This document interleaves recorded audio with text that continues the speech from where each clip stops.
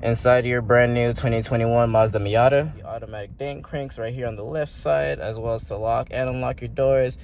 Child safety unlock. You'll be able to adjust your mirrors left to right, up and down right here with this little knob right here. Pushing this button right here will set your lights to be on automatic high beam mode.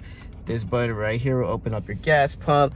The buttons on your left side, the left side of your driver's wheel will be adjusted. The music volume, skip a song, go back to a song, end a call, answer a call, speak to your car.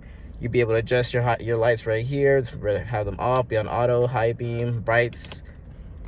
The horn will be, of course, be right here on the right side of the door of the car handle.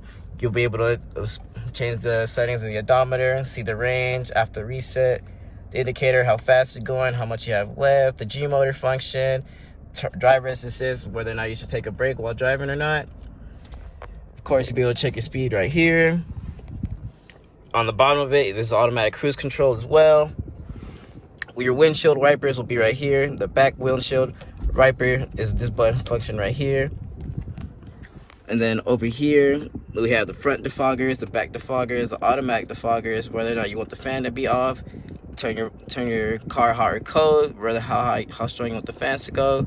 Prioritize just the face and back, face and legs, just the legs, defoggers, or just the face again. This is the passenger side, how hot you want the passenger side to be, or whether or not you want the AC to be on or off as well. This eco mode, if you did not know, a second leading thing to draining your gas is the AC in your vent. If you press this button right here, it will thermoregulate the car as well as saving you gas on the way home. If you press this sync button right here, it will automatically link up the driver's and the passenger sides together. And this will circumventilate the AC inside your car. Again, if you have any questions, just let me know and I'll be glad to help, or you can call my cell phone number down below.